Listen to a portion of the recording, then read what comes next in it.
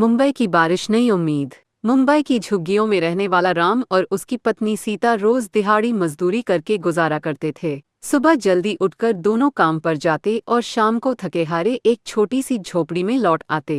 उनका जीवन कठिन था, पर दोनों एक दूसरे के सहारे खो रहते थे। लेकिन जैसे ही बरसात आई, मुंबई की सड़कें पानी से भर गईं। तेज हवा और मूसलाधार बारिश से उनकी किराए की झोपड़ी टूटकर बिखर गई। रातों रात उनका सिर से छत छिन गई और दोनों बेघर होकर सड़क पर आ गए। राहत टीम ने उन्हें नाव से सुरक्षित जगह पहुंचाया और खाने का पैकेट दिया, पर अगले दिन वे फिर अकेले थे, बिना घर बिना पैसा। राम निराश होकर सोच में डूबा था कि अब आगे क्या होगा। तभी सीता की नज़र सड़क पर पड़ी। लोग बारिश से बचते हुए भाग रहे थे, पर कहीं भी चाय पकौड़ी की दुकान नजर नहीं आई। सीता बोली, सुनो राम, अगर हम यहाँ चाय पकौड़ी बेचें तो लोग जरूर आएंगे। राम ने हताश होकर कहा, लेकिन हमारे पास तो 1 रुपया भी नहीं है, दुकान कैसे लगेगी। सीता ने अपनी सोने की बाली उतारकर राम को थमा दी और बोली, इसे बेच दो। गहना तभी काम का है जब हम जिंदा और खुश रहें। राम की आंखों में आंसू थे, पर उसने हिम्मत जुटाई।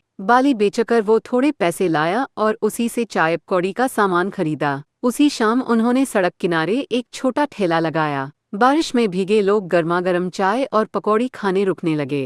पहले ही दिन दुकान चल पड़ी। धीरे धीरे रोज ठेला लगने लगा और उनकी कमाई बढ़ती गई। कुछ ही महीनों में उन्होंने एक छोटा कमरा किराए पर ले लिया। अब उनका ठेला राम सीता का ढाबा बन चुका था, जहां लोग हंसी खुशी चाय पकौड़ी खाने आते। गरीबी के दिन पीछे छूटने लगे। अब उनके पास घर भी था, रोज की कमाई भी। सबसे बड़ी खुशी ये थी कि सीता माँ बनने वाली थी। दोनों जब अपने ढाबे में बैठे ग्राहकों की हंसी सुनते तो एक दूसरे को देखकर मुस्कुरा उठते। राम ने धीरे से कहा, सीता, अगर उस दिन तुमने हिम्मत न दिखाई होती तो पता नहीं हम कहाँ होते। सीता ने मुस्कुराकर जवाब दिया, मुसीबत कभी सिर्फ छीनती नहीं, नया रास्ता भी दिखाती है। बाहर फिर बारिश हो रही थी। दोनों ने हाथ जोड़कर भगवान को धन्यवाद किया। मुंबई